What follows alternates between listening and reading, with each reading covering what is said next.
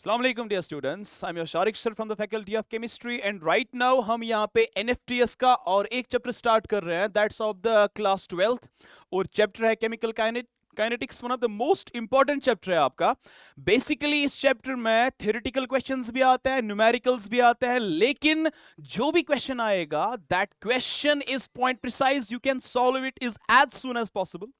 But इसके लिए एक रिक्वायरमेंट है, दैट इज आपकी कैलकुलेशन थोड़ी सी अच्छी होनी चाहिए, थोड़ी सी क्या बहुत अच्छी होनी चाहिए, राइट अगर थ्योरेटिकल क्वेश्चन आए, कॉन्सेप्चुअल आए तो ठीक है, लेकिन यहां पे फर्स्ट ऑर्डर रिएक्शन है, जीरो ऑर्डर रिएक्शन है, यहां पे आर्हीनस इक्वेशन है, सो यहां पे वेरियस टाइप्स ऑफ क्वेश्चंस बन सकते हैं और उन क्वेश्चंस के लिए आपको होल्ड होना चाहिए, बहुत बहुत स्ट्रांग होल्ड होना चाहिए आपकी कैलकुलेशंस पे, right my dear students.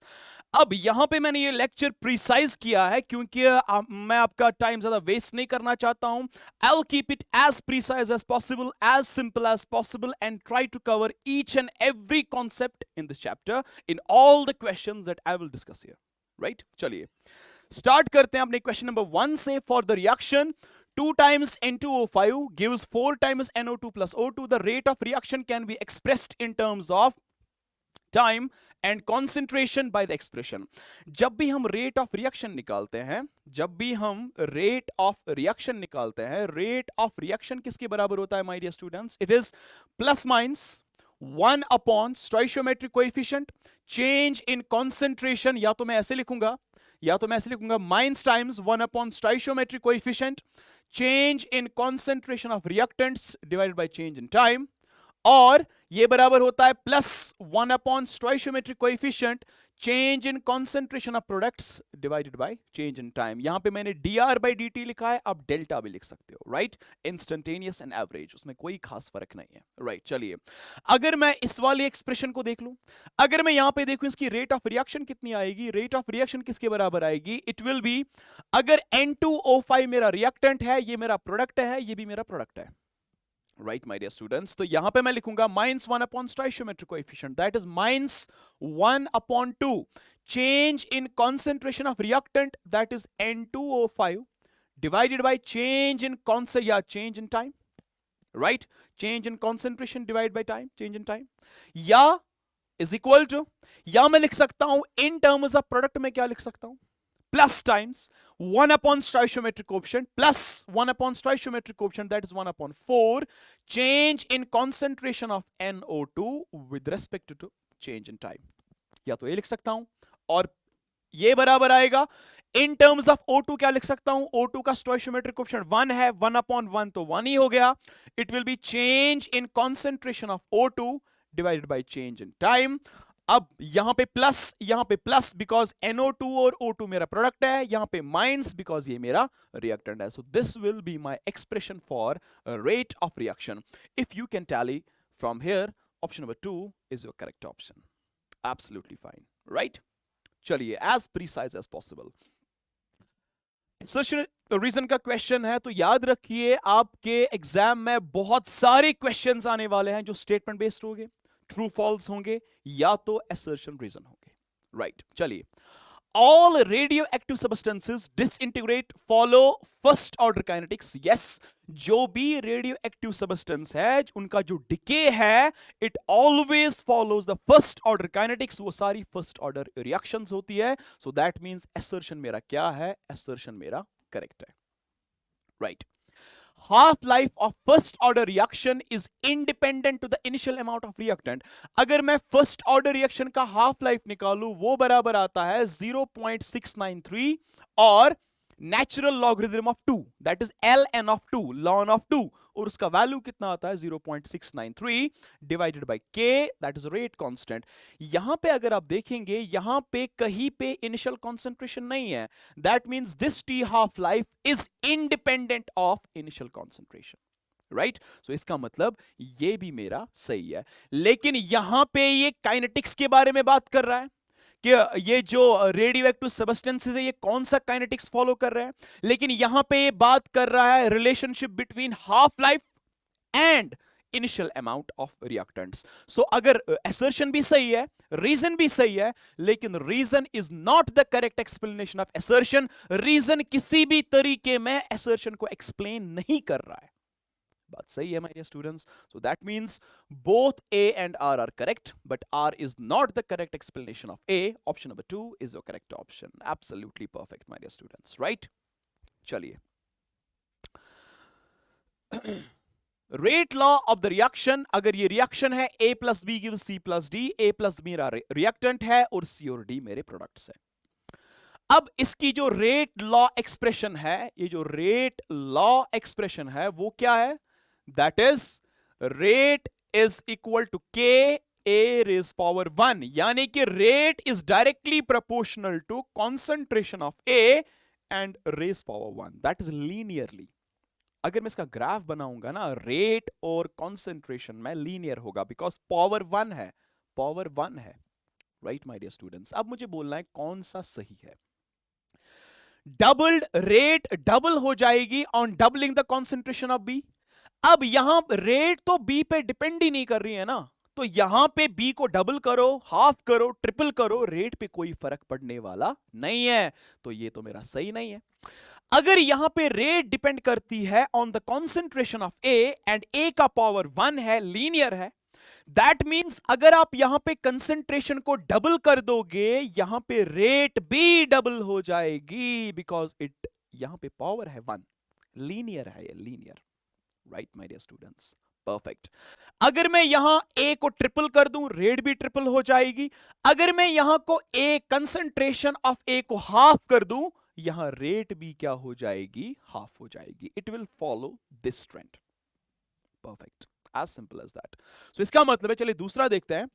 How on reducing the concentration of A to half, rate half हो जाएगी अगर आप कंसेंट्रेशन ऑफ ए को क्या कर दोगे? हाफ कर दोगे. यस, बिकॉज यहां पे rate is directly proportional to concentration of A and A का रेज्ड पावर 1 है, लीनियर है. हाफ करने पे रेट हाफ हो जाएगी, डबल करने पे कंसेंट्रेशन ऑफ ए अगर आप डबल करोगे तो रेट भी डबल हो जाएगी. सो that means this option is my correct option my dear students.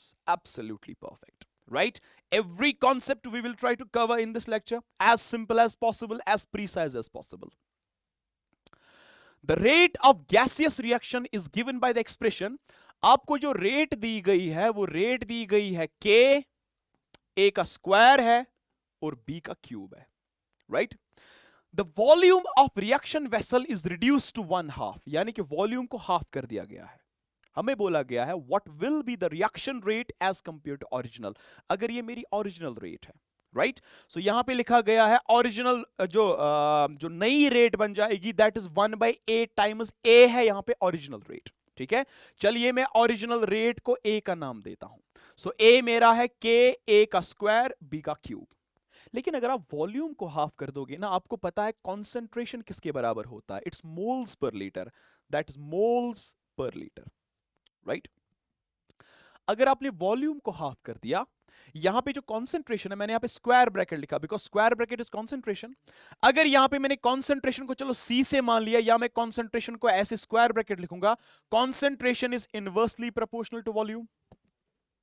Perfect, as simple as that. अगर आपने वॉल्यूम को डबल कर दिया, कॉन्सेंट्रेशन हाफ हो जाएगी. अगर आपने वॉल्यूम को हाफ कर दिया, कंसेंट्रेशन डबल हो जाएगी. बात समझ में आ गई? सो इसका मतलब जो यहां पे मेरा A है और जो यहां पे मेरा B है, इनकी कंसेंट्रेशन डबल हो जाएगी बिकॉज आपने रिएक्शन वेसल का वॉल्यूम हाफ कर दिया. क्योंकि आपने वॉल्यूम को हाफ कर दिया, आपकी जो कंसेंट्रेशन है वो डबल हो जाएगी, राइट? सो जो मेरी नई कंसेंट्रेशन बनेगी A की, उसको मैं A' लिखूंगा. It will B 2 times of A, कुछ ऐसे लिखूंगा मैं, राइट? और जो मेरी नई कंसेंट्रेशन बनेगी B की, that is B', it will B 2 times the initial concentration of B because दोनों डबल हो गए. बिकॉज कंसेंट्रेशन डबल इसलिए होगी बिकॉज वॉल्यूम को आपने हाफ कर दिया my dear students. Absolutely perfect. So मैं लिखूंगा जो मेरी नई रेट होगी, I will consider as R', वो बराबर होगा K, ये बनेगा A' का स्क्वायर, ये बनेगा concentration of B that is B' यानी कि न्यू कंसेंट्रेशन का क्यूब. परफेक्ट. सो जो नई रेट बन जाएगी that will be K, concentration of A, जो नई कॉन्सेंट्रेशन बन गई जब आपने वॉल्यूम को हाफ कर दिया, तो वो कॉन्सेंट्रेशन है 2 times the initial concentration that is 2A square. नई कॉन्सेंट्रेशन B बन गई 2 टाइम्स B का क्यूब. 2 2s 4, तो रेट, नई रेट जो बन जाएगी, new rate, it will B, चलो मैं 4 को बाहर निकाल लेता हूं, मल्टीप्लाइड बाय 3, 2 का क्यूब, 2 2 4 2 8, अंदर बच जाएगा k टाइम्स a का स्क्वायर, और ये बन जाएगा b का क्यूब, राइट। मैंने कॉन्स्टेंट्स को एक साइड लिख लिया, 8 4 हो गया 32, तो रेट, नई रेट बन जाएगी 32 टाइम्स। इस वाले पार्ट को जरा देखो, क्या नाम रखा था मैंने इनिशियली, इसको मैंने a नाम रखा था, यानी कि इनिशियल रेट। तो जो नई रेट ऑफ रिएक्शन होगी that will B 32 times the initial rate, because आपने क्या कर दिया, आपने रिएक्शन वेसल का वॉल्यूम हाफ कर दिया। So this is your correct option, my dear students. Absolutely perfect. This is how you will solve this question, right? Calculation पे ध्यान देना है, मल्टीप्लीकेशन, स्क्वायरिंग, क्यूब करना, ठीक है, 4 टाइम्स करना, डिवाइड करना, मल्टीप्लाई करना, उन पे बारीकी से ध्यान रखना है, बिकॉज केमिकल काइनेटिक्स है ही मेनली, मैक्सिमम क्वेश्चंस अगर आ ही जाते हैं तो न्यूमेरिकल आ जाता है, या तो इस टाइप पे, या तो ग्राफिकल एनालिसिस पे, या तो स्लोप पे, या तो आर्हीनस इक्वेशन एंड ऑल दैट, उन पे मैथमेटिकल बेस्ड ही क्वेश्चन आते हैं। कॉन्सेप्चुअल भी साथ में है, लेकिन मैथमेटिकल आपको वहां पे न्यूमेरिकल सॉल्व करना पड़ता है। सो अपनी जो आपकी कैलकुलेशन है उस पे काफी अच्छा खासा होल्ड रखिए आप। एक क्वेश्चन, चलिए हम मैकेनिज्म पे आते हैं। मैकेनिज्म से हमें ऑर्डर ऑफ रिएक्शन निकालना है। आपको ये एक रिएक्शन दी है 2 टाइम्स NO, ये आपको एक रिएक्शन दी है 2 times NO plus 2 times H2 gives N2 plus 2 times H2O। Perfect. अब मुझे क्या बोला गया है, पॉसिबल मैकेनिज्म ये है, 2 टाइम्स NO रिवर्सिबल है N2O2, N2O2 प्लस H2 ये तो इंटरमीडिएट है, बिकॉज आपको लास्ट में एक तो H2O चाहिए और आपको N2 चाहिए, N2 यहां पे मिला, 2 टाइम्स H2O तो आपको मिल गया।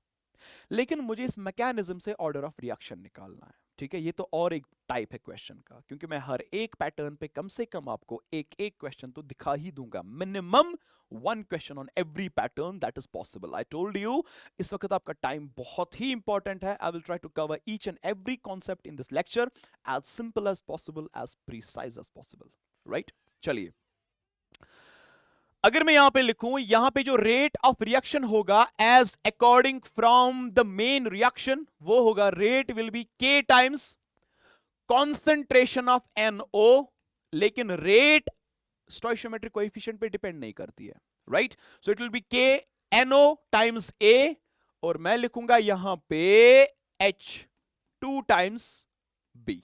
ये एक्चुअली मेरा रेट लॉ है, और इस रिएक्शन का जो ऑर्डर होगा वो ऑर्डर मेरा क्या होगा, वो ऑर्डर होगा A plus B, that is जो NO का जो यहां पे रेस्ड पावर है और H2 का जो रेस्ड पावर है, उनको आपस में ऐड करके तो यहां पे मेरा ऑर्डर ऑफ रिएक्शन निकल जाएगा। लेकिन मैकेनिज्म जब देखना चाहिए उस वक्त आपको पता होना चाहिए मैकेनिज्म हम निकालते हैं कहां से, रेट डिटरमाइनिंग स्टेप कौन सा स्टेप होता है, स्लो स्टेप। सो मैं लिखूंगा from rate determining step. Rate determining step में जो रेट है, जरा बोलिए रेट किसके बराबर आएगा, it will be K times N2O2, raise power यहां पे 1 है, और यहां पे H2 रेस पावर 1 है।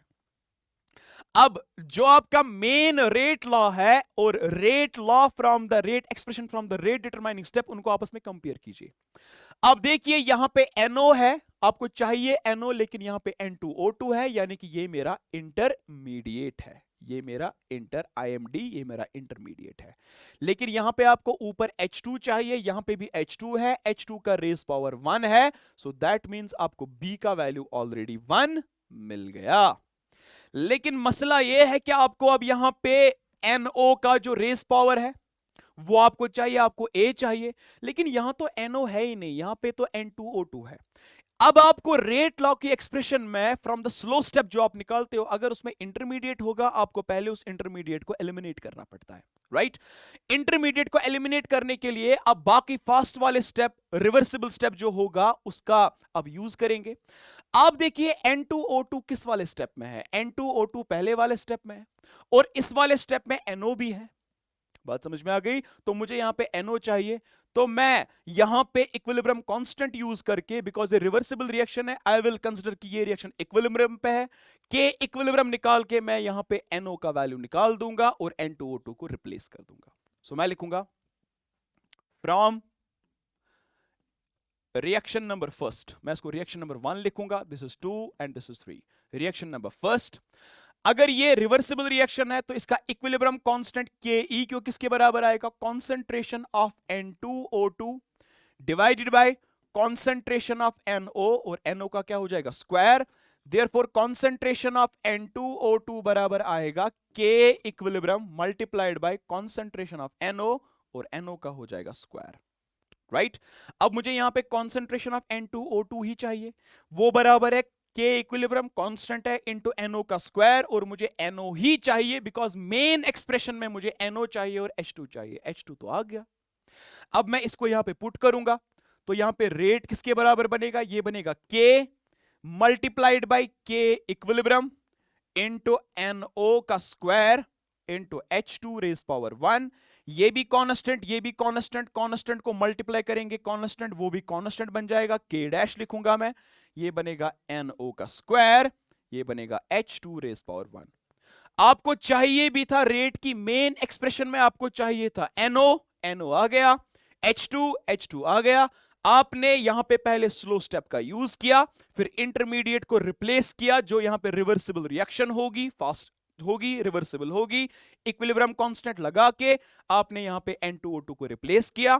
तो NO का रेज टू पावर यहां पे 2 है तो A का वैल्यू यहां पे 2 आएगा, H2 का रेज पावर B है और B का वैल्यू 1 आएगा, और A प्लस B मेरा ऑर्डर होगा, 2 प्लस 1 3 हो गया. So order of the reaction यहां पे 3 आ गया. So order of the reaction 3, option number 4 is your correct option. Right, absolutely perfect. चलिए, match the rate law given in the column 1 with the dimensions of the rate constant given in the column 2 and mark the appropriate choice. Right? So आपको यहां पे rate constant के units निकालने हैं. rate constant का unit किसके बराबर होता है, moles litre inverse raise power 1 minus n second inverse, जहां पे n किसका बराबर होता है, ये होता है order of the reaction. Right, अब देखिए यहां पे ऑर्डर ऑफ रिएक्शन 0 है. जब 0 लगाएंगे ऑर्डर ऑफ रिएक्शन, जब n का वैल्यू 0 आएगा तो ये बन जाएगा moles litre inverse second inverse. तो 0 ऑर्डर रिएक्शन के लिए रेट कांस्टेंट के यूनिट्स बराबर होते हैं, इक्वल सेम होते हैं as that of rate of reaction. अब देखिए कहां पे है, सो A का तो पहले ही 1 ही आएगा, सो A का यहां पे 1 आ जाएगा. यहां पे इसका ऑर्डर 1 है, ये 1 है बिकॉज ये रेट लॉ की एक्सप्रेशन है, तो यहां पे ऑर्डर यहां पे 2 है.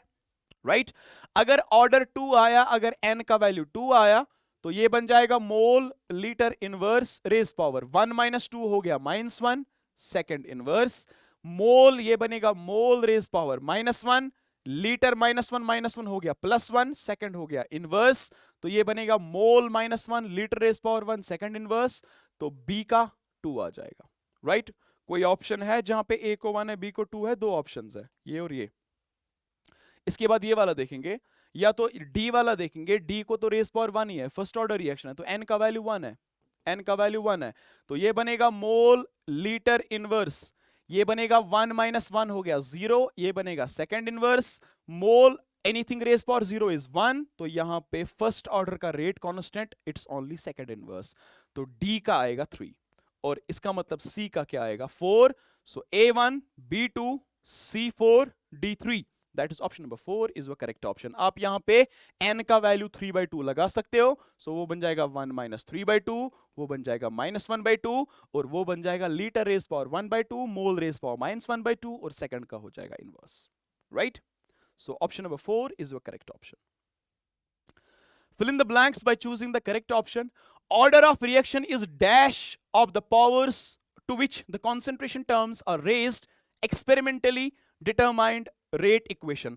जैसे हमने अभी इस क्वेश्चन में देखा, यहां पे आपने ऑर्डर कैसे निकाला, जो कॉन्सेंट्रेशन टर्म्स थी उनको जो रेज पावर था उसको आपने ऐड कर दिया, उसका आपने सम कर दिया. क्या कर दिया, सम कर दिया. तो इसका मतलब है order of the reaction is, यहां पे आएगा sum of the powers to which the concentration, जो कॉन्सेंट्रेशन टर्म्स का रेज पावर होगा उन्हीं को ऐड करना है, और वही हमारा ऑर्डर ऑफ द रिएक्शन होगा. सो सबसे पहले x का तो सम आ जाएगा.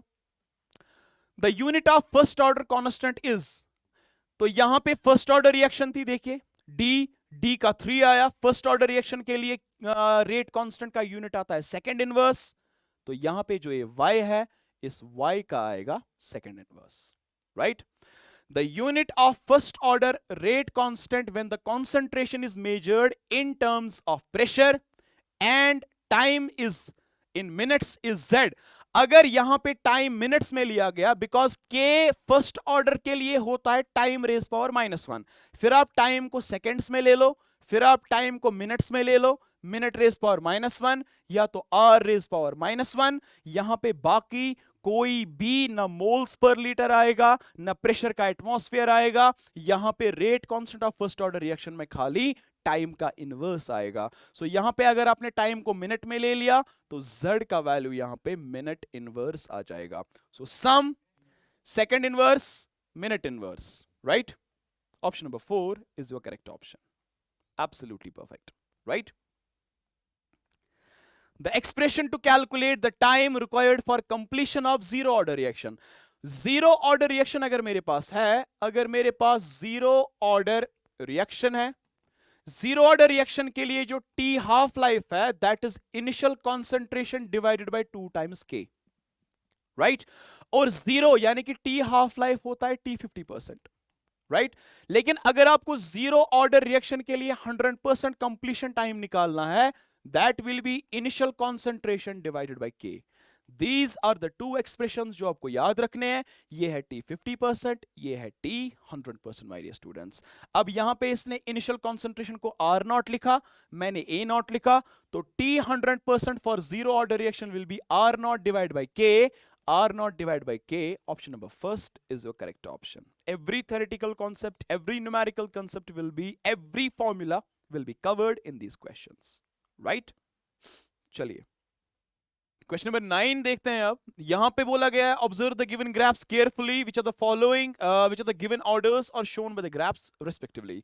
यहां पे ग्राफ है नेचुरल लॉगरिथम ऑफ r में और टाइम t में, और यहां पे log of r naught by r that is initial concentration divide by final concentration, और यहां पे टाइम t में ग्राफ है। अब देखते हैं कि ये दोनों ग्राफ्स किसके हैं। अगर मैं यहां पे एक्सप्रेशन लिखूं फर्स्ट ऑर्डर रिएक्शन की, if I write expression of the first order reaction that is K is equal to 1 by T ln of, this will be a natural logarithm of initial concentration divided by final concentration, right? This is square bracket। और यहां पे मैं लिखूं natural logarithm of ln of initial concentration divided by final concentration is equal to KT, right? अब यहां पे ln of R में और टाइम में ग्राफ है, तो यहां पे मैं इसको log m by n, that is log m minus log n, that is ln of r naught minus ln of r, that is ln, that is natural log, यानी कि log to the base e। और ये बराबर किसके हैं, ये बराबर है kt के। अब मुझे y एक्सिस में नेचुरल लॉगरिथम ऑफ r चाहिए, so I will write it ln of r, इसको यहां ले लिया, kt को यहां लाया, सो ये बन जाएगा ln of r naught minus kt। Perfect, my dear students, perfect। So this is my y-axis, this is my x-axis, minus k मेरा slope है और ये मेरा intercept है। इसीलिए ग्राफ यहां पे natural logarithm of r not से स्टार्ट हो गया है। परफेक्ट। माइनस, तो यहां पे जो मेरा स्लोप है वो स्लोप कितना है, that is minus times k, और k किसके बराबर है, minus times slope, right. So this means ये ग्राफ किसका है, ये ग्राफ रिप्रेजेंट करता है फर्स्ट ऑर्डर रिएक्शन को। अब यहां पे log of r naught by r में ग्राफ है, राइट। सो अगर मैं ln को कन्वर्ट करूं log में 2.303 log of r not divided by r is equal to kt, right. So ये बन जाएगा log ऑफ, ये बन जाएगा r not divided by r is equal to k divided by 2.303 multiple हो जाएगा t से, राइट। सो ये बन जाएगा मेरा y एक्सिस, ये बन जाएगा मेरा x एक्सिस, और ये बन जाएगा मेरा m स्लोप। और यहां पे इंटरसेप्ट प्लस 0 है तो यहां पे इंटरसेप्ट C 0 है, यानी कि ग्राफ ओरिजिन से स्टार्ट हो जाएगा। सो यहां पे ग्राफ ओरिजिन से स्टार्ट हो रहा है और स्लोप कितना है, स्लोप मेरा है k upon 2.303। This is also derived from the integrated rate expression of first order reaction. So इसका मतलब ये वाला ग्राफ भी फर्स्ट ऑर्डर रिएक्शन का है। सो यहां पे जो आंसर बनेगा that is first order, answer is first order. Absolutely perfect, right.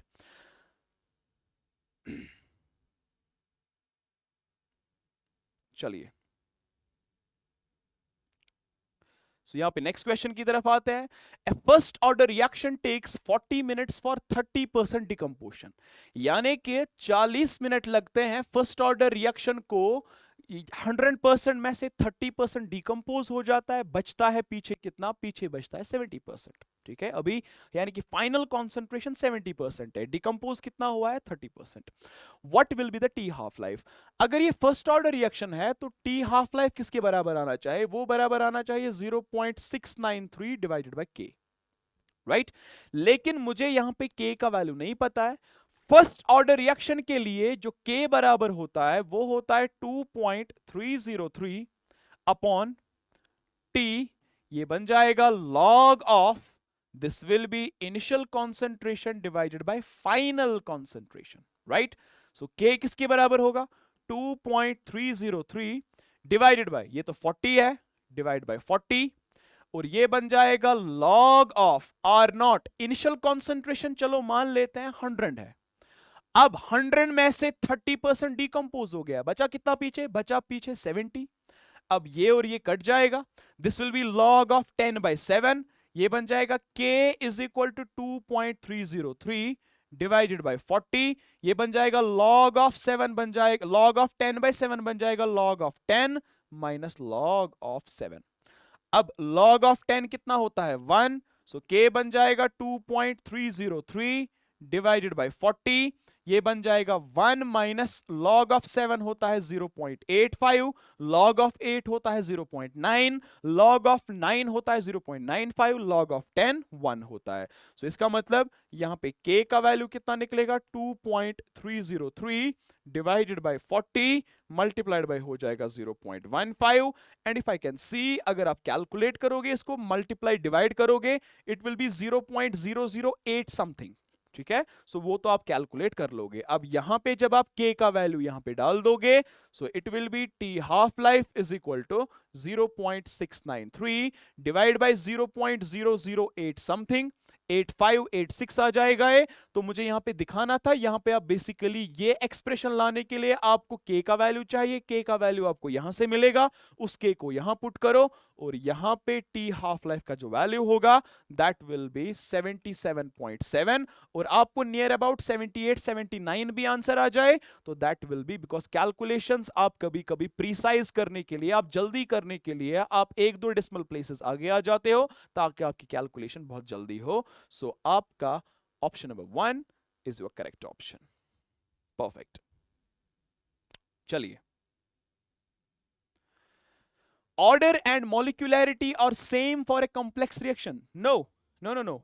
Order और मॉलिक्यूलैरिटी सेम नहीं होती है कॉम्प्लेक्स रिएक्शन के लिए। कॉम्प्लेक्स रिएक्शन के लिए मॉलिक्यूलैरिटी डिफाइन नहीं होती है, लेकिन ऑर्डर कहां से हम निकालते हैं, from the rate determining step, that is slowest step.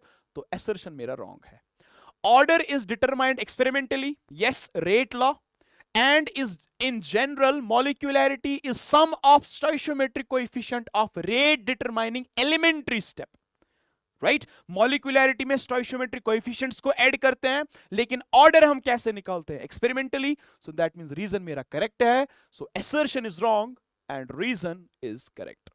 So this is your assertion reason question, as simple as possible, as precise as possible, my dear students, right? चलिए,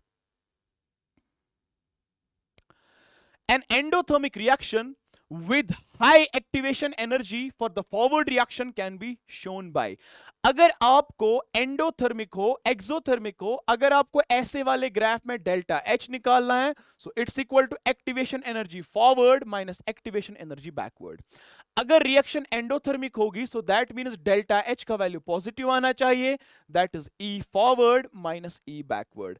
अगर E forward minus E backward को positive आना है, that means E forward should be greater than E backward. इसका मतलब जो graph endothermic का बनता है वो कुछ ऐसे बनेगा। अगर ये प्रोग्रेस ऑफ रिएक्शन, ठीक है, अगर ये एनर्जी है, ठीक है, ये प्रोग्रेस ऑफ रिएक्शन है, ये एनर्जी है, चलो मान लेते हैं this is my energy of reactants, right, और ये मेरा यहां पे इंटरमीडिएट ट्रांजिशन कॉम्प्लेक्स।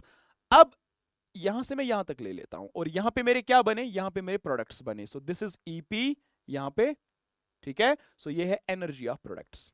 अब यहां पे देखिए, अगर मुझे एक्टिवेशन एनर्जी फॉरवर्ड निकालनी है, एक्टिवेशन एनर्जी फॉरवर्ड यहां पे, यहां this is activation energy forward, this is E F, और यहां से यहां तक क्या है, यहां से यहां तक क्या है, this is activation energy backward, right, और ये मेरा डेल्टा एच बनेगा, activation energy forward minus activation energy backward. अगर आप यहां पे देखेंगे, यहां पे फॉरवर्ड की एक्टिवेशन एनर्जी बैकवर्ड से ज्यादा है, यहां पे फॉरवर्ड की एक्टिवेशन एनर्जी बैकवर्ड से ज्यादा है।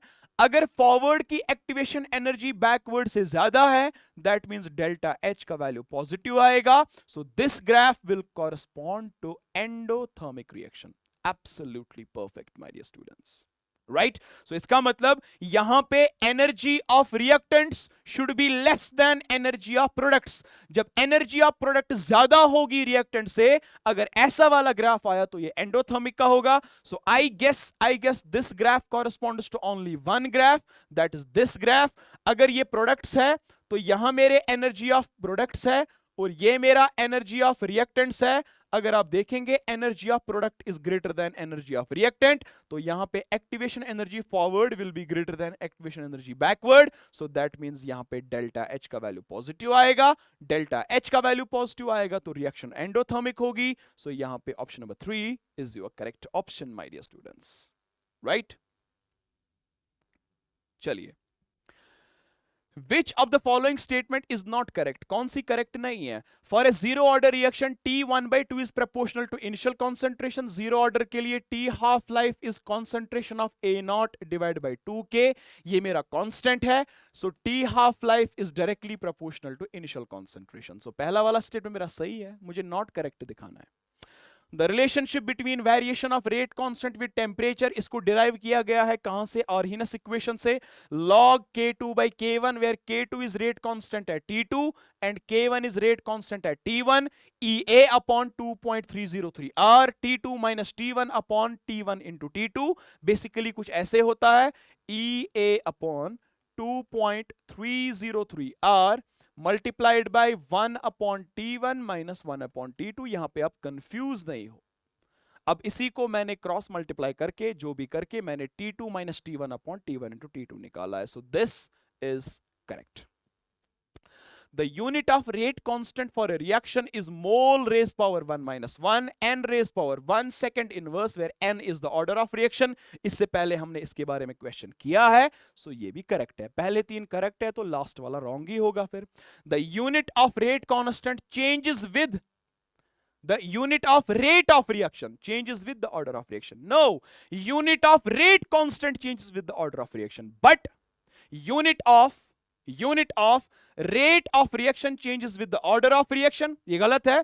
असल में होना चाहिए statement unit of rate constant will change with the order of reaction, जो कि ये वाला स्टेटमेंट है। सो रेट कांस्टेंट के यूनिट ऑर्डर ऑफ रिएक्शन से चेंज होते हैं। रेट ऑफ रिएक्शन का हमेशा एक ही यूनिट आता है, that is moles per litre per second. So ये वाला स्टेटमेंट मेरा रॉन्ग है। So option number 4 will be my correct option my dear students. Absolutely perfect, right?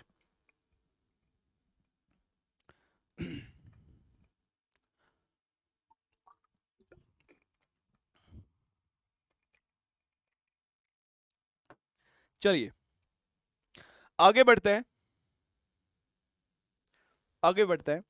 According to the collision theory, most molecular collisions don't lead to the reaction because सारे के सारे collisions effective नहीं होते हैं, और effective collisions ही ऐसे collisions है जो ऐसे वाले collisions है जिनकी वजह से rate of reaction define कर से, जिनकी वजह से reaction हो रही है, राइट जिसको हम बोलते हैं कलीजन थ्योरी ऑफ रिएक्शन रेट्स। अब कौन सा कलीजन इफेक्टिव है, कौन सा कलीजन इफेक्टिव नहीं है, वो डिसाइड कौन करता है? वो डिसाइड करता है कि उन कलीजन्स को दो बैरियर क्रॉस करने हैं। पहला बैरियर है एनर्जी बैरियर और दूसरा बैरियर है ओरिएंटेशन बैरियर। राइट अब यहां पे देखते हैं which are the following necessary for collisions to successfully lead to the reaction. कौन से ऐसे कंडीशंस है जो collisions में होनी चाहिए तभी वो रिएक्शन हो सकती है। The total kinetic energy of colliding molecules must be greater than some minimum value. अब इन रिएक्टेंट्स की एनर्जी, रिएक्टेंट मॉलिक्यूल्स की एनर्जी उतनी होनी चाहिए कि वो थ्रेशोल्ड बैरियर क्रॉस करे, और जितनी उनकी एनर्जी होती है that is energy of reactant, उनको कितनी एनर्जी सप्लाई करनी पड़ती है ताकि वो थ्रेशोल्ड का बैरियर क्रॉस करे, ताकि वो एनर्जी बैरियर क्रॉस करे। We call that as what? We call that as energy barrier. So ये मेरा पहला सही है। A catalyst must be present at the collisions, ये जरूरी नहीं है। The colliding particles must be properly oriented, यानी कि जो colliding molecules है उनको proper orientation में होना चाहिए, जिसको हम orientation barrier बोलते हैं। So colliding molecules के पास energy barrier भी cross होना चाहिए, orientation barrier भी cross होना चाहिए, तब ही जाके यहां पे reaction हो सकती है। So इसका मतलब A और C, option number 3 is your correct option, my dear students. Right? चलिए, match the column 1 with column 2 and mark the appropriate choice. Right? अब देखते हैं, चलिए यहीं पे देख लेते हैं। जीरो ऑर्डर रिएक्शन के लिए ये तो यहां पे आर्हीनेस इक्वेशन है, ये तो रिप्रेजेंट कर रही है जो हमने अभी ग्राफ किया था, ये तो represent energy of product is greater than energy of reactant, ये तो एंडोथर्मिक रिएक्शन है, तो एंडोथर्मिक रिएक्शन के लिए ये आएगा। ये तो मेरी आर्हीनेस इक्वेशन है, ये तो आर्हीनेस है। फर्स्ट ऑर्डर के लिए इस पे भी हमने अभी क्वेश्चन किया है, K 2.303 upon T log of initial concentration divided by final. और जीरो ऑर्डर के लिए यहां पे ऑप्शन नंबर 4 आएगा, 1 upon T A naught minus A, where A naught is initial, A is final. So A को आएगा 4, A को आएगा 4, B को आएगा 3, B को आएगा 3, C को आएगा 2, D को आएगा 1. So I guess option number 1 is your correct option, my dear students. Absolutely perfect. Right? Perfect. चलिए. Okay. For a reaction A2 plus B2 gives 2 times AB. The figure shows the path of the reaction in absence and presence of catalyst. What will be the energy of activation for forward? हमें activation energy forward निकालनी है, activation energy backward निकालनी है। In presence of catalyst हमें EF और EB निकालनी है in presence of catalyst. The dotted curve is the path of reaction in presence of catalyst. So ये वाला जो path है, this dotted path, this is without catalyst and this is with catalyst. हमें forward और backward activation निकालनी है। So ये मेरा threshold है। अब ये मेरी energy of reactants है, right?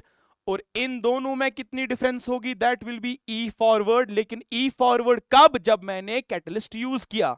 अब ये 70 है, ये 60 है, 70 माइनस 60 इज इक्वल टू 10, तो ई फॉरवर्ड मेरा 10 है।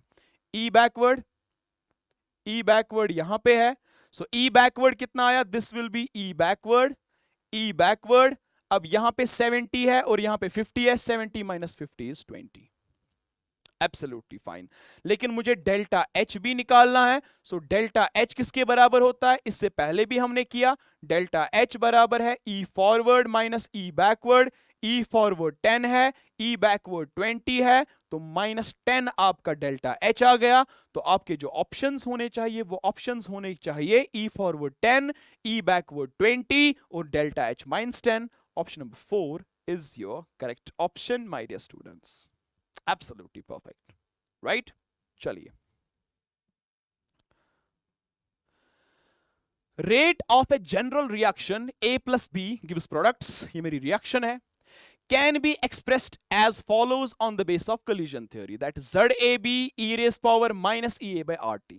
ठीक है, ये collision theory है। मुझे बोला गया है which of the following statement is not correct from the above expression। ये जो Z है यहां पे, this is collision frequency, right? That is number of collisions per unit volume per unit time. Z is the collision frequency and is equal to number of collisions per second per unit volume of the reaction mixture. Absolutely fine. तो पहला statement मेरा सही है. ये जो पूरा factor है, this factor we called it as Boltzmann factor, ये वाला फैक्टर पूरा e raised power minus EA by RT. This represents the molecules, वो फ्रैक्शन ऑफ मॉलिक्यूल्स जिनकी एनर्जी ज्यादा है then the activation energy. Absolutely fine. E raised power minus EA by RT, we call it as Boltzmann factor, is the fraction of molecules with kinetic energy equal to or greater than EA. अभी मैंने बोला सही है. EA is the activation energy, EA activation energy है, R है gas constant, T है temperature, तो तीसरा भी सही है. हमें बोलना है is not correct. पहले तीन सही है. All the molecules which collide with one another are effective collisions. No. अब सारे के सारे कलीजन इफेक्टिव नहीं होता है. अभी हमने पढ़ा एक क्वेश्चन में, जिक्र किया खाली वो कलीजन्स इफेक्टिव होते हैं जो दो बैरियर क्रॉस करेंगे, energy barrier and orientation barrier. So ये वाला रॉन्ग ऑप्शन है. So option number 4 is your correct option. Right. So पहले तीन सही है और चौथा वाला गलत है, हमें नॉट करेक्ट ही दिखाना है. So option number 4 is your correct option. Okay. 18. Order of a reaction with respect to any reactant can be 0, positive, negative और fractional. Order with respect to any reactant.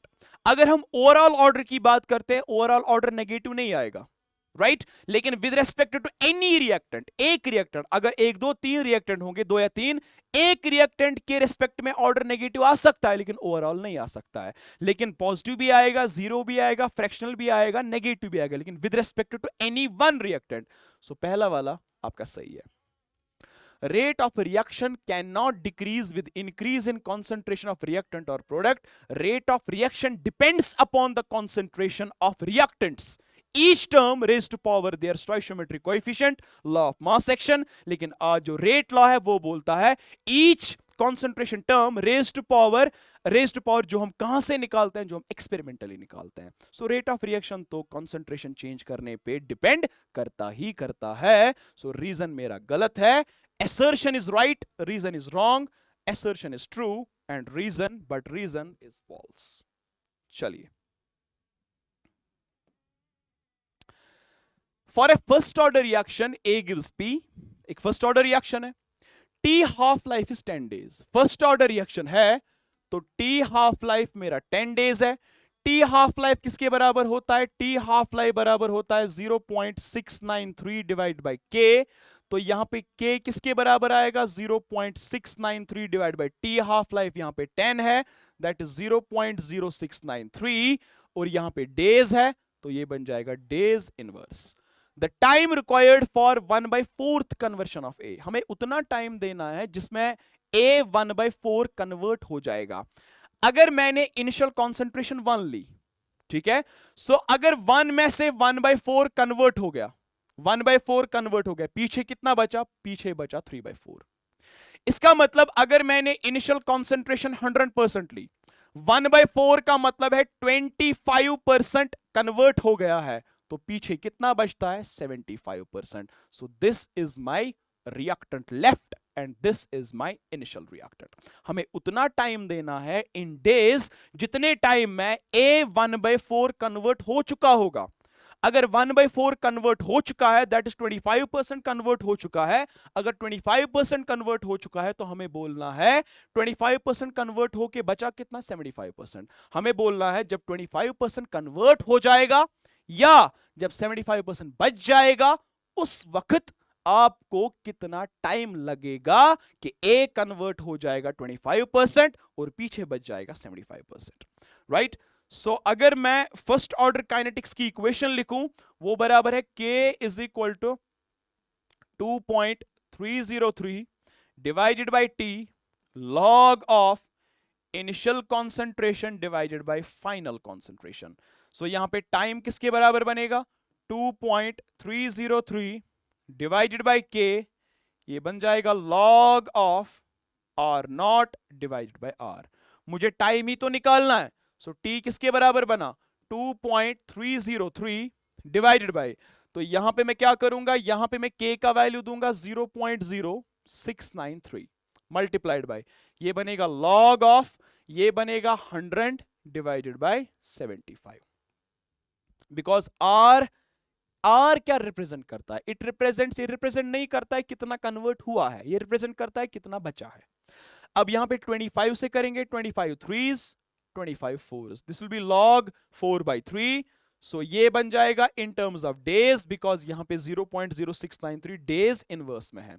सो ये बनेगा 2.303 डिवाइड बाय 0.0693, ये बनेगा log 4/3, ये बनेगा log of 4 minus log of 3। सो यहां पे log of 4 का वैल्यू, log of 3 का वैल्यू, अगर मैं आपको log के वैल्यूज दूं, log 2 का वैल्यू कितना होता है? log 1 का वैल्यू होता है 0, log 2 का वैल्यू होता है 0.3, log 3 का वैल्यू होता है 0.48 और log 4 का वैल्यू होता है 0.6। तो 0.6 minus 0.48 that is 0.12। So time 2.303 upon 0.693 multiplied by 0.12, और यहां पे जो आंसर निकल के आएगा that answer is, I guess calculate करके वो आंसर आना चाहिए 4.1। So 4.1 is your correct option. See you have to first understand that आपको कौन सी चीज कहां से लानी है।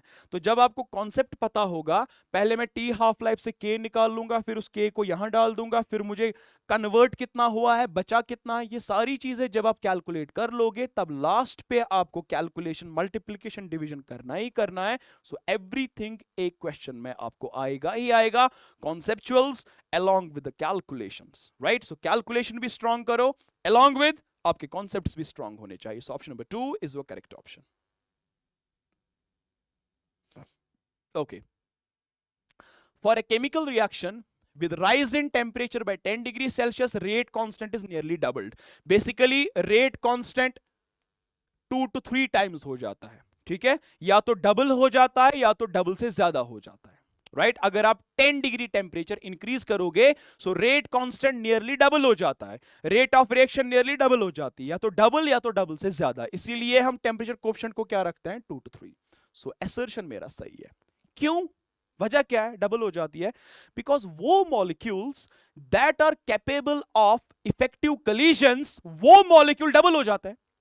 इफेक्टिव कोलिजन वाले मॉलिक्यूल्स आर वही, उन्हीं की वजह से रेट ऑफ रिएक्शन हम डिफाइन कर सकते हैं।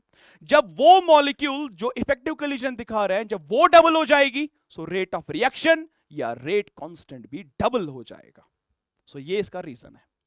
रीजन देखते हैं। एट टी प्लस 10 यानी कि टेम्परेचर को मैंने ऐड किए और 10 degrees, the fraction of molecules having energy equal to और greater than activation energy gets doubled.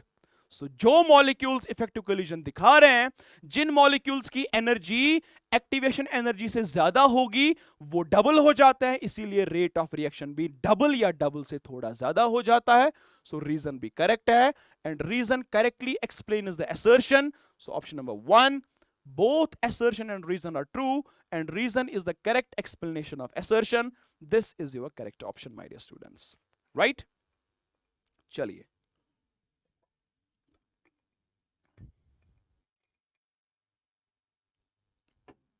okay, moving on.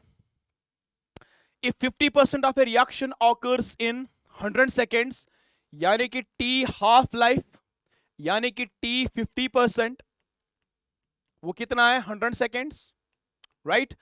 और 75% of the reaction occurs in 200 seconds, और 75% 200 seconds में हो रही है। तो आपको बोलना है ये रिएक्शन कौन सी है, इसका ऑर्डर क्या है।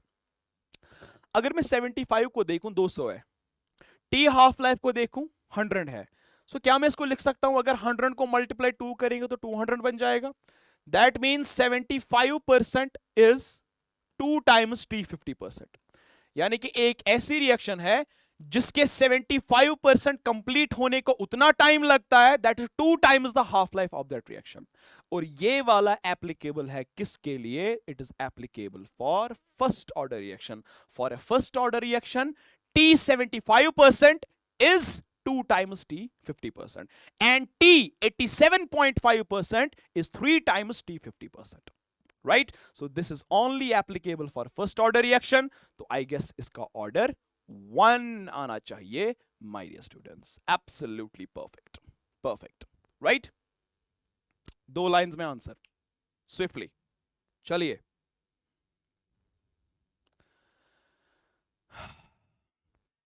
ई ए क्वेश्चन नंबर 22, 21 हमने किया, 22 EA, that is activation energy of forward reaction is higher than that of backward reaction in an endothermic reaction। अगर आपको याद होगा डेल्टा H बराबर होता है E forward minus E backward. अगर आपको एंडोथर्मिक रिएक्शन चाहिए तो डेल्टा H पॉजिटिव होना चाहिए। डेल्टा H पॉजिटिव तभी आएगा जब E forward is greater than E backward. बात समझ में आ गई? सो यहां पे EA of forward reaction, activation energy forward की is higher than that of backward in an reversible endothermic reaction। तो assertion मेरा सही है।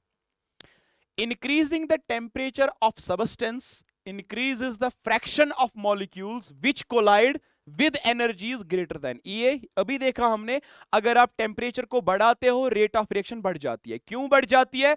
बिकॉज वो molecules that are capable of showing effective collisions वो बढ़ जाता है, और द मॉलिक्यूल्स जिनकी energy is greater than activation energy वो बढ़ जाते हैं। इसका मतलब ये भी मेरा सही है, असर्शन भी सही है, रीजन भी सही है, but reason is not the correct explanation of assertion. Assertion का करेक्ट एक्सप्लेनेशन है बिकॉज डेल्टा एच बराबर होता है EF माइनस EB। एंडोथर्मिक के लिए डेल्टा एच को पॉजिटिव आना चाहिए, तो ये पॉजिटिव तभी आएगा जब E forward will be greater than E backward. दोनों स्टेटमेंट्स अलग अलग सही है, but reason does not correctly explain assertion.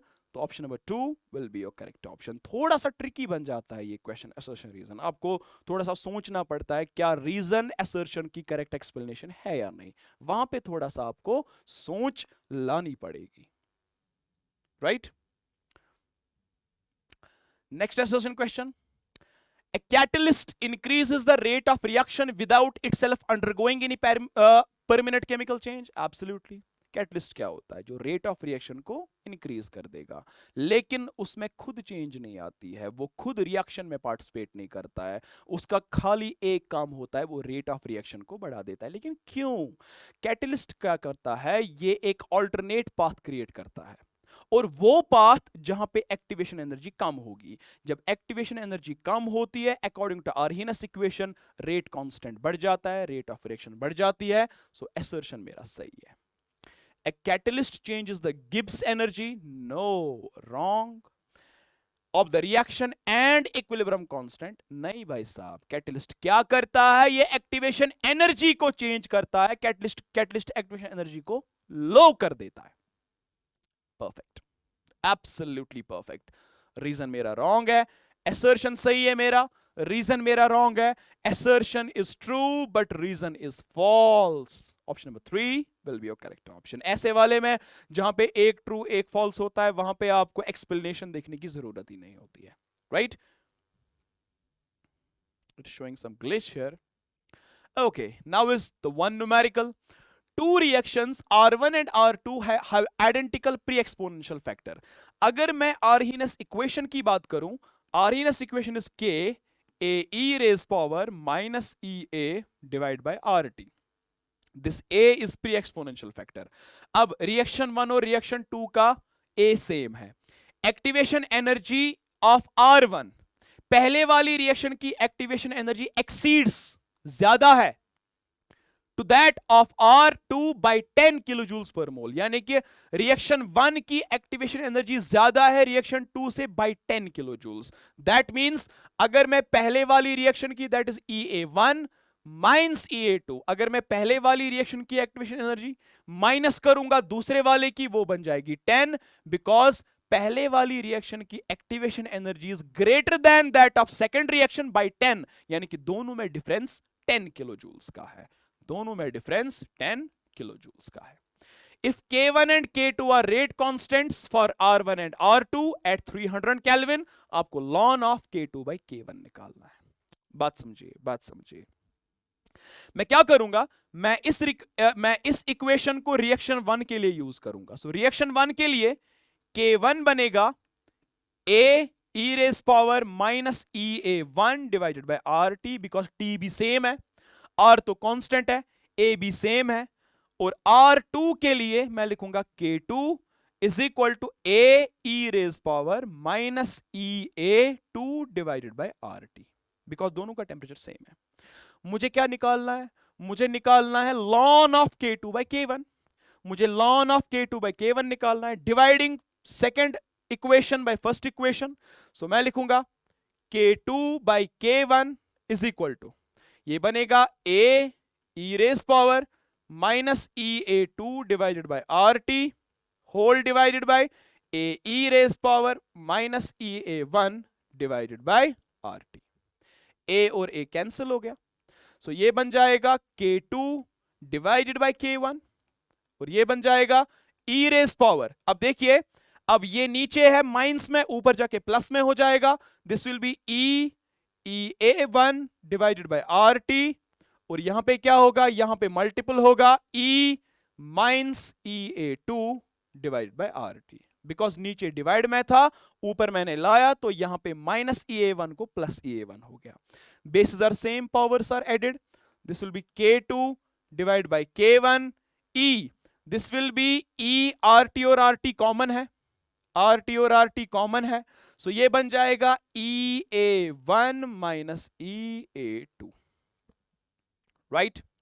मैं बोथ साइड्स नेचुरल लॉगरिथम लगाऊंगा, so it will be ln of k2 by k1, ये बन जाएगा ln of e raise power something log m raise power n, n log of m, n क्या है? n तो मेरा पूरा ये है e a1 minus e a2 divided by, नीचे होगा rt मल्टीप्लाई होगा, यहां बन जाएगा ln ऑफ e।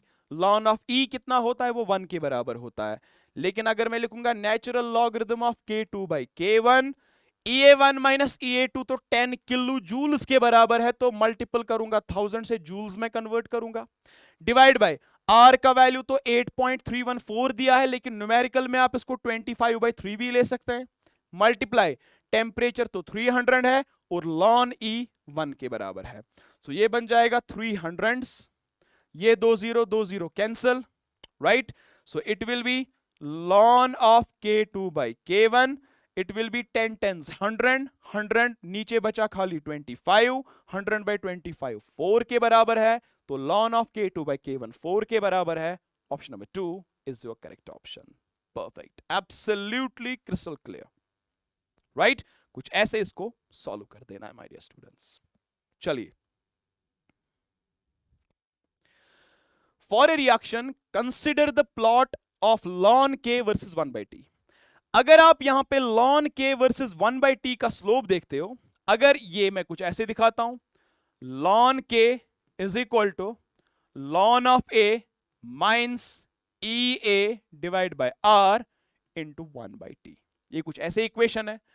अगर मैं यहां पे ग्राफ बना दूं, ये मेरी y एक्सिस है, ये मेरा यहां पे इंटरसेप्ट है, मेरा इंटरसेप्ट c है, ये मेरी x एक्सिस है, तो ये मेरा क्या बन जाता है? Slope, right. सो स्लोप मेरा कितना बन गया? स्लोप मेरा बन गया minus E A by R, so ये मेरा स्लोप बन गया। और यही स्लोप कितना दिया है? यही स्लोप -4606 दिया है,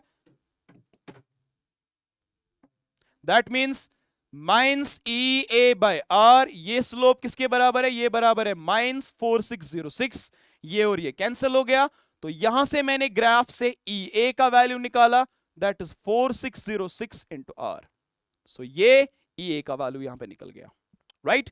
लेकिन मुझे निकालना क्या है?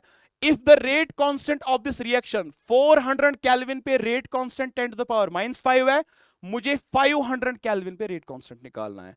सो अगर मैं इस इक्वेशन को एट 2 टेम्परेचर्स यूज करूंगा, सो ये बन जाता है किसके बराबर? It will be ln of k2 by k1, right. और ये बन जाएगा कुछ ऐसे, it will be E A upon R into 1/t1 minus 1/t2, कुछ ऐसे बन जाएगा। अब देखिए यहां पे ln ऑफ, इस ln को मैं log में कन्वर्ट करूंगा 2.303, it will be log of, मुझे k2 निकालना है। अब k1 मुझे दिया है 10 टू द पावर -5, ई ए का वैल्यू मैंने कितना निकाला? मैंने ग्राफ से ई ए का वैल्यू निकाला 4606 आर डिवाइड बाय नीचे आर मल्टीप्लाइड, यहां पे आएगा इनिशियल टेम्परेचर है 400 माइनस फाइनल टेम्परेचर है 500. यस, सो आर और आर कैंसिल हो जाएगा. This will be log of K2 divide by 10 to the power minus 5.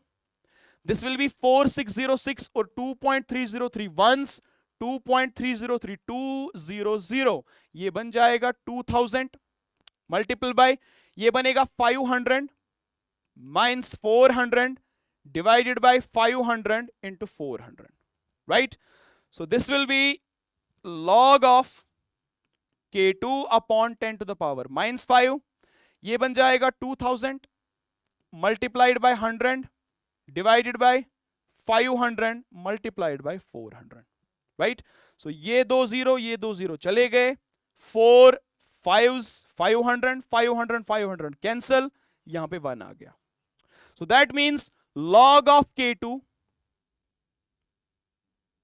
That means log of K2 upon 10 to the power minus 5 ये बराबर आ गया 1 के.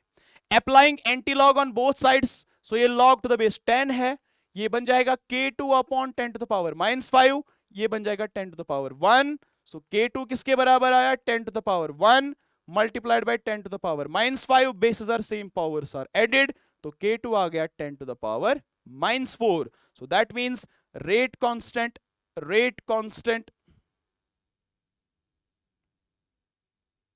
Okay, this will B rate constant, इसका value आएगा 10 to the power minus 4.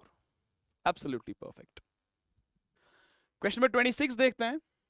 26 हमसे क्या बोल रहा है? 26 बोल रहा है the rate of a reaction doubled when its temperature change from 300 kelvin to 310 kelvin. अगर मेरा इनिशियल टेम्परेचर 300 केल्विन है और मेरा फाइनल टेम्परेचर T2 400 केल्विन है और इस टेम्परेचर के चेंज करने से रेट डबल हो जाती है. अगर रेट डबल हो गई मेरी, अगर रेट डबल होगी that means K2 is equal to 2 times K1. Absolutely perfect. मुझे बोला गया है अगर आपको ये 3 चीजें दी है, एक तो टेम्परेचर इनिशियल, टेम्परेचर फाइनल, और दिया गया है K2 और K1 में क्या रिलेशन है, राइट. सो इसके बाद मुझे बोला गया है एक्टिवेशन एनर्जी क्या है, कैसे निकाल लेते हैं, कैसे निकालना है एक्टिवेशन एनर्जी. सर सीधे फॉर्मूला पुट करते हैं ना. सो यहां पे Arrhenius equation at 2 different temperatures log K2 by K1, ये बराबर आएगा EA upon 2.303 R, right. So this will be 1 upon T1 minus 1 upon T2. अब मुझे K2 और K1 में रिलेशन है, K2 बराबर है 2 times K1, तो क्या करते हैं, तो यहां पे log ऑफ K2 के बजाय लिखते हैं 2 times K1 divide by K1. EA तो मुझे निकाल लेना है, डिवाइडेड बाय 2.303 R, राइट. अब देखिए R का भी वैल्यू दे देते हैं. सर R का भी वैल्यू देते हैं. R का वैल्यू किसके बराबर होता है? R का वैल्यू होता है 25/3 और 8.314, बिकॉज आंसर सारे जूल्स में दिए गए हैं. Multiplied by this will B T2 minus T1. T2 कितना है? T2 है 400 minus 300 divided by T1 into T2 400 into 300. Absolutely perfect. अब यहां पे K1 और K1 कैंसल, यहां बचा log 2. log 2 होता है 0.3. This will be EA upon 2.303 multiplied by 8.314. अब ये बन जाएगा multiplied by 100 divide by 4 3 12, 1 2 3 4. Okay, so यहां पे EA का वैल्यू क्या बन जाएगा? 0.3 multiplied by 2.303 multiplied by 8.314 multiplied by 1 2 1 2 3 4 4 3 12. मैंने इसको निकाला डिवाइडेड बाय 100, लेकिन मल्टीप्लाई करूंगा 1000 से, बिकॉज ये आंसर अब निकलेगा किलो जूल्स में. अगर 1000 से डिवाइड नहीं करता तो आंसर किस में आता? जूल्स में, बिकॉज हर कोई आंसर किलो जूल्स में दिया गया है. सो यहां पे कैलकुलेशन कर ले. कैलकुलेशन के बाद जो आपका आंसर आ जाएगा that answer will be option number 2 option number 2 will be your correct option. So particularly हमें यहाँ पे दिखाने की ये जरूरत है, हमें आपको यहाँ पे कैलकुलेशन सिखाने तो नहीं आए ना, कैलकुलेट मल्टीप्लाई कैसे करो, डिवाइड कैसे करो, नहीं, हमें यहाँ पे दिखाना है कि आप क्वेश्चन को अप्रोच कैसे करोगे, how to approach the question, how to solve the question, which formulas to use and how to put the values. उसके बाद आपकी कैलकुलेशन पे डिपेंड करता है वो.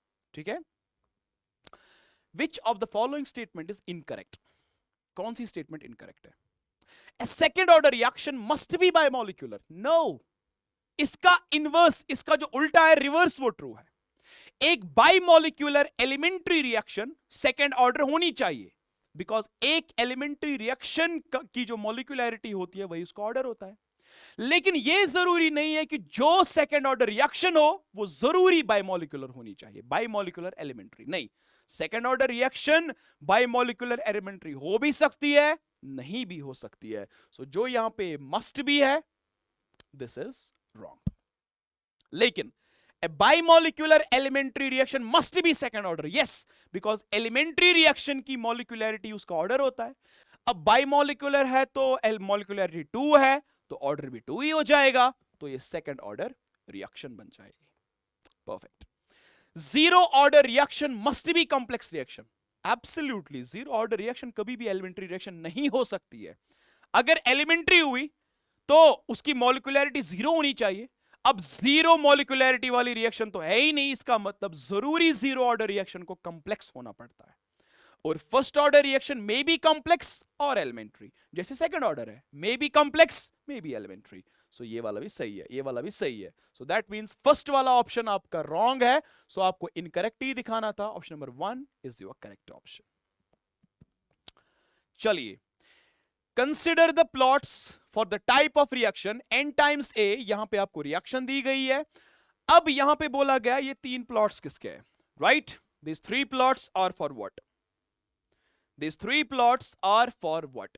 अब यहां पे change in concentration of A with respect to time divide by concentration of A. So change in concentration minus times dA by dt, ये तो रेट है, राइट? रेट मान लेते हैं इसको. अगर यहां पे n का वैल्यू 1 हुआ तो रेट मान लेते हैं, ठीक है?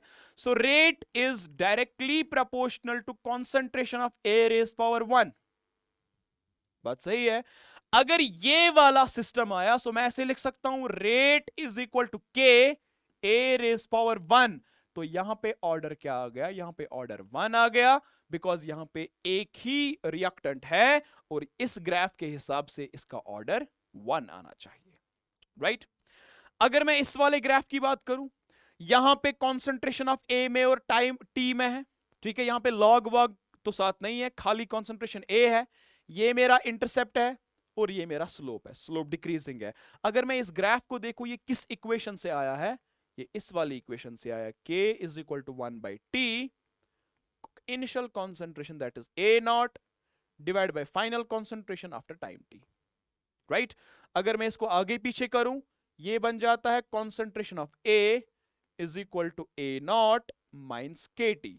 सो ये मेरी y एक्सिस बन गई, ये मेरी x एक्सिस बन गई, ये मेरा इंटरसेप्ट बन गया और ये मेरा स्लोप बन गया. तो स्लोप मेरा माइनस टाइम्स k है, दैट्स y. और ये वाली इक्वेशन जो है, this is for zero order reaction. और जो ये third 1 bye concentration of a और t में graph, this is for second order reaction. अब यहां पे जो आंसर आएगा 102, 102, option number 4 is your correct option, my dear students. Absolutely perfect. चलिए, यहां पे मुझे क्या दिया गया है? यहां पे मुझे एक रिएक्शन दी गई है. रिएक्शन है A2 plus B2 gives 2 times AB. अगर मैं इसकी रेट लिखूं, अगर मैं इसका रेट लॉ एक्सप्रेशन लिखूं, that is K times A2 raise power A और B2 raise power B, where A and B are my orders with respect to A and B, right? अब यहां पे मुझे A और B निकालना है. A और B कितना है? और मुझे 3 एक्सपेरिमेंट्स दिए हैं, राइट? सो इसको मैं लिखूंगा एक्सपेरिमेंट नंबर 1, इसको मैं लिखूंगा 2, इसको मैं लिखूंगा 3. Experiment 1, 2 and 3. अब मैं क्या करूंगा? मैं इस वाली इक्वेशन को यूज करूंगा विद 3 एक्सपेरिमेंट्स. चलिए, मैं सबसे पहले एक्सपेरिमेंट 1 और एक्सपेरिमेंट 3 लूंगा, राइट क्योंकि उसमें A2 की कॉन्सेंट्रेशन सेम है, वो कैंसल आउट हो जाएगा, तो वहां मुझे B2 की कॉन्सेंट्रेशन के हिसाब से वहां मुझे B निकलेगा।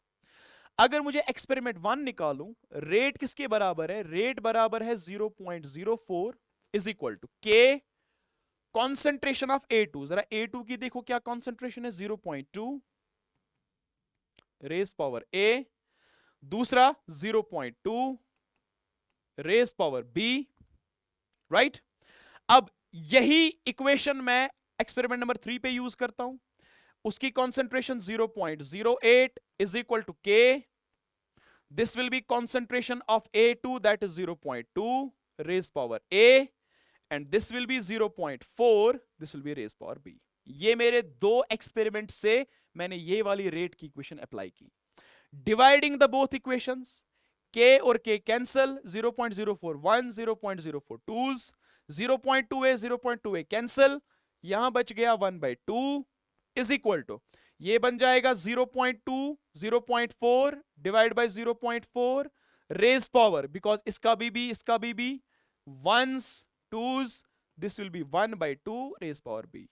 जब बेस सेम है तो पावर्स को कंपेयर कीजिए, तो B का वैल्यू क्या आ जाएगा? B का वैल्यू 1 आ जाएगा माय डियर स्टूडेंट्स। सो यहां पे order with respect to B2 that is B is equal to 1, right.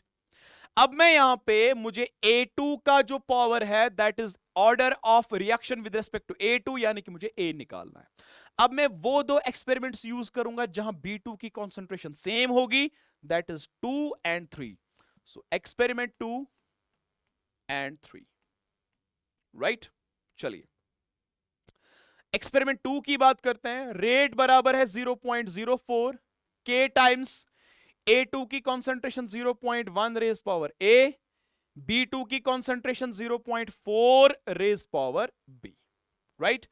Experiment 3 rate है 0.08 is equal to K, A2 की कॉन्सेंट्रेशन 0.2 रेज पावर A और B2 की concentration 0.4 raise power B, right. अगर मैं दोनों को डिवाइड कर दूं, K और K कैंसल, ये और ये कैंसल, 0.041 0.042, दिस विल बी 1/2 और ये बन जाएगा 0.1 divide by 0.2 whole raise power A। This will be 0.1, this will be 0.2, that is 1/2 raise power A। Bases are same, powers को कंपेयर कीजिए, सो यहां पे A का वैल्यू 1 आ जाएगा। So order with respect to A2 that is A is equal to 1। So यहां पे A2 का वैल्यू 1 है, B2 का वैल्यू 1 है, सो दैट मींस यहां पे A1 और B1 है माय डियर स्टूडेंट्स। अब यहां पे कॉलम 1 को कॉलम 2 से मैच कर देना है। जीरो ऑर्डर रिएक्शन में कौन है? T 100%। जीरो ऑर्डर रिएक्शन के लिए जो T 100% होता है, इस पे हमने इससे पहले क्वेश्चन किया है, दैट इज A0/K। और T 50% यानी कि हाफ लाइफ होता है A0 divide by 2K। So zero order के लिए 2 आ जाएगा। फर्स्ट ऑर्डर के लिए अगर मैं इक्वेशन लिखूं, that is AT concentration at any time will be equal to initial concentration E raise power minus KT, E raise power minus KT। इसको बोलते हैं विल्हेल्म इक्वेशन, राइट। और ये किसके लिए है? This is for first order reaction, perfect. So first order reaction के लिए, सो यहां पे 4। सेकेंड ऑर्डर रिएक्शन के लिए T half life is inversely proportional to initial concentration, और स्यूडो यूनिमोलिकुलर रिएक्शन के लिए कम से कम 2 रिएक्टेंट्स होने चाहिए, सो S को 3 आ जाएगा। सो P को 2, Q को 4, P को 2, Q को 4, R को 1, S को 3। Option number 2 is your correct option, as simple as that. आपको फॉर्मूलाज याद है, आप डायरेक्टली कंपेयर करके मैच द फॉलोइंग। सो ये वाला क्वेश्चन, इस वाले क्वेश्चन को करने के लिए, परफेक्शन से करने के लिए आपके लिए क्या जरूरी है? जरूरी है कि आपको फॉर्मूलाज पे नजर होनी चाहिए, आपको कॉन्सेप्ट्स पे नजर होनी चाहिए, जरूरी। फॉर एन एलिमेंट्री रिएक्शन, आपको ये एलिमेंट्री रिएक्शन दी गई है। अब एलिमेंट्री रिएक्शन की मॉलिक्यूलैरिटी ही उसका ऑर्डर होता है। सो यहां पे इसकी मॉलिक्यूलैरिटी 1 है, तो इसका ऑर्डर भी 1 आएगा। सो ये वाली रिएक्शन मेरी फर्स्ट ऑर्डर रिएक्शन है। दिस इज द वे जिससे आप क्वेश्चन कर लोगे my dear students, perfect, right. हमें बोला गया है इस इक्वेशन का रिएक्शन का हाफ लाइफ पीरियड 10 मिनट्स है। In what period of time, कितने टाइम में एक्स की concentration will be reduced to, अगर रिड्यूस्ड बाय होता इसका मतलब 10% खत्म हो गया है, लेकिन यहां है रिड्यूस्ड टू, इसका मतलब 10 बच गया है। So final concentration is initial का 10%। सो बाय और टू में ये फर्क है। सो ये 10% मेरी फाइनल कंसंट्रेशन है। सो मुझे उतना टाइम निकालना है।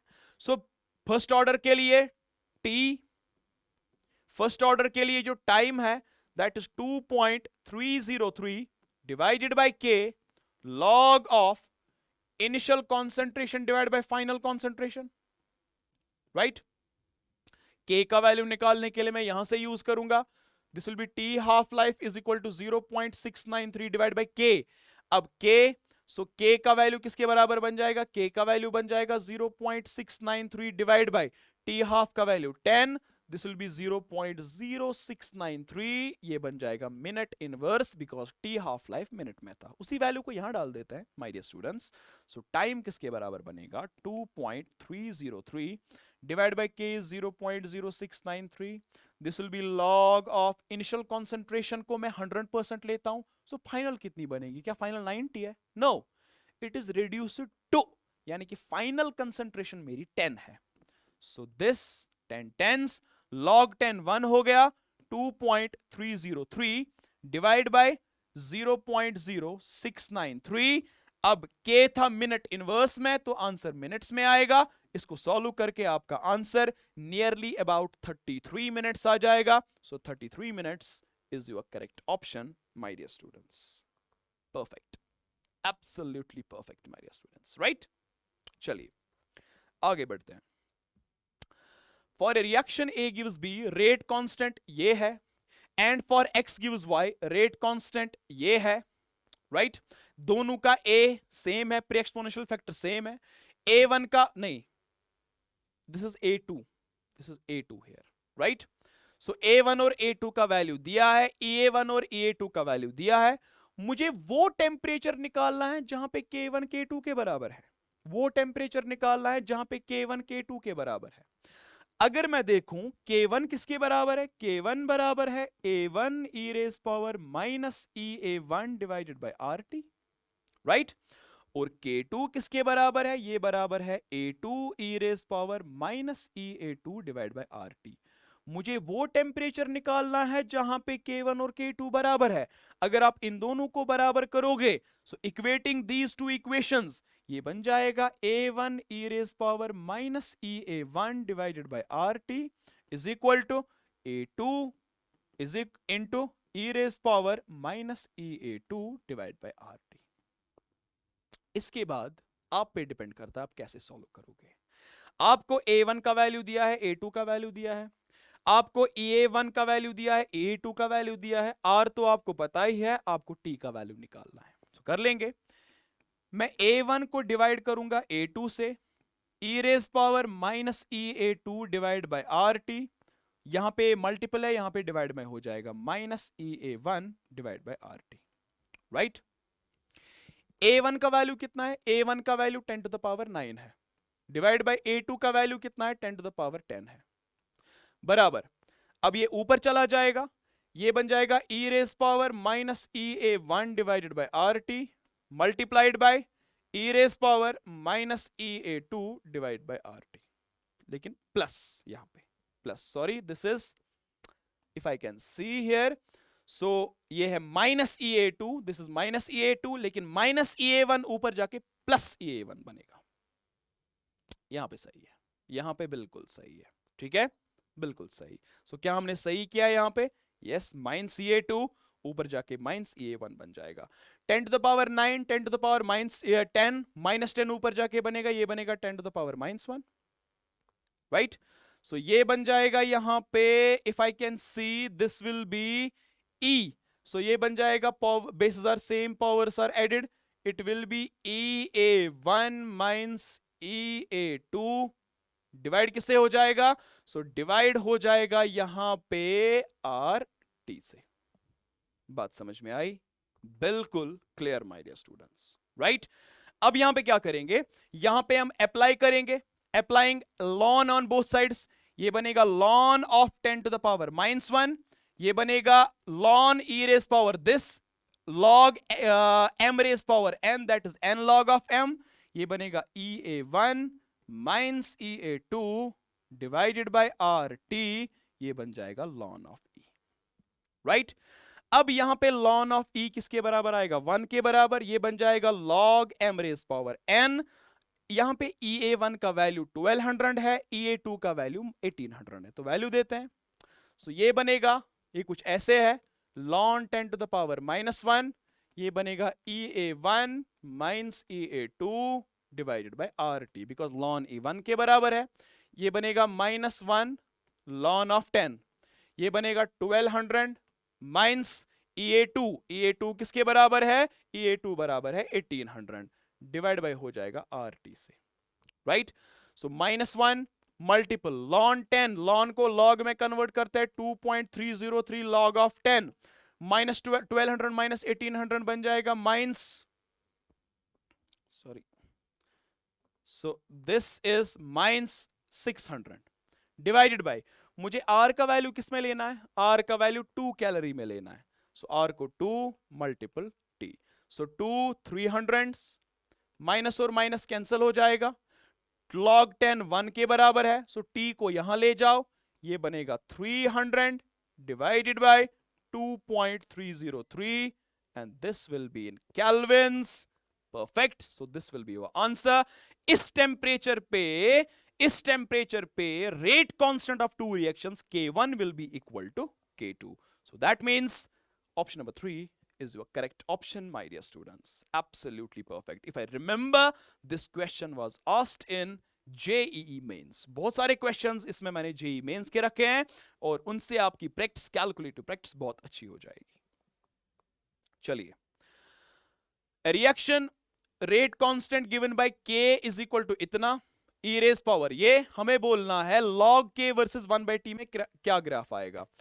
log K is equal to, यहां पे आएगा log of A minus EA upon 2.303 R multiple हो जाएगा 1/t से, राइट।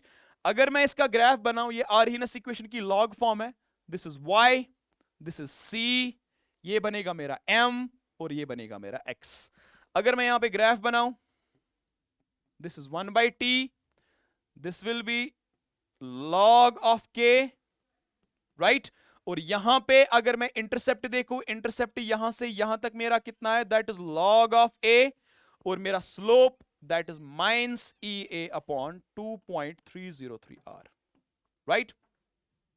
अब देखिए यहां पे log of k versus 1/t, यहां पे मुझे बोला गया it means log k versus log t, नहीं, log k वर्सेस 1/t में ग्राफ है, log k versus t, log k versus t, log k versus log t, यहां पे log k versus 1/t will give a straight line, straight line देगा, उसका slope downward आ जाएगा minus EA upon 2.303 R, absolutely perfect, right. अब अगर यहां पे log k versus log t, नहीं, log t में तो ग्राफ नहीं है, 1/t में ग्राफ है, ओके, बिकॉज जो हम इस equation, because this equation corresponds to, अगर मैं इस इक्वेशन को देखूं, अगर ये वाला मैं देखूं, this is A e raise power minus EA divided by RT, और यहां पे जो EA का वैल्यू है दैट इज 25,000, लेकिन जो मेरा स्लोप है माइनस EA बाय 2.303 R है, it will B minus 25,000 upon 2.303 R, सो यहां पे option number 4 will be your correct option. A homogeneous catalytic reaction takes place through the three alternative plots A, B and C. Which one of the following indicates relative ease with which the reaction takes place? आपको बोलना है rate of reaction किस में ज्यादा है। So इसका मतलब है this is, अगर मैं यहां से यहां तक देखूं, अगर इस वाले ग्राफ का देखूं, so this is activation energy of A। अगर मैं यहां से यहां तक देखूं, this is activation energy of B। अगर मैं यहां से यहां तक देखूं और यहां से यहां तक, अगर मैं यहां से यहां तक देखूं, so this is activation energy of C। सो अगर मैं ऊपर देख लूं from the graph, activation energy of A is greater than forward वाली activation energy is greater than activation energy of B is greater than activation energy of C. Perfect, absolutely perfect. मुझे बोलना है इज क्या है. के बराबर है A E raise power minus E A by R T. Right. So इसका मतलब है के इज इनवर्सली प्रोपोर्शनल टू ई ए. जिस रिएक्शन की एक्टिवेशन एनर्जी ज्यादा होती है उसका रेट कांस्टेंट कम, यानी कि उसका रेट ऑफ रिएक्शन कम. सो जिस रिएक्शन की एक्टिवेशन एनर्जी ज्यादा उसकी रेट कम. सबसे कम एक्टिवेशन एनर्जी सी की है, आप देख लीजिए सबसे कम सी की है, इसका मतलब इसकी रेट ऑफ रिएक्शन सबसे ज्यादा होगी. सो अगर मैं रेट ऑफ रिएक्शन का ऑर्डर देखूं, so C will be greater than B, B will be greater than A, तो CBA will be your correct option. Right? चलिए. Which of the following explains the increase of the reaction rate by catalyst? Catalyst decreases the rate of backward reaction so that rate of forward reaction increases. No, catalyst दोनों forward backward को दोनों को increase कर देता है. Catalyst provides extra energy to reacting molecules so that they may reduce effective collisions. No, it creates an alternative path. ये EA को कम कर देता है. Catalyst provides an alternative path of lower activation energy because जब activation energy कम होगी rate constant increase हो जाएगा, rate of reaction increase हो जाएगी. So third option सही है. Fourth देखते हैं. Catalyst increases the number of collisions between the reacting molecules. नहीं, इसका मतलब EA कम हो जाता है. So यहाँ पे option number 3 will be your correct option. So this is our last question. तो इंशाल्लाह इसके बाद आपके दो चैप्टर्स बच जाते हैं. वन इज इलेक्ट्रोकेमिस्ट्री जो कि आपके वसीम सर कंप्लीट करेंगे, एंड बायोमोलिक्यूल्स जो कि ऑर्गेनिक के टीचर कंप्लीट करेंगे. तो उसी के साथ आपका एनएफटी केमिस्ट्री खत्म हो जाता है. सो इंशाल्लाह मिलते हैं हम नेक्स्ट वाले लेक्चर में. तब तक के लिए अल्लाह हाफिज.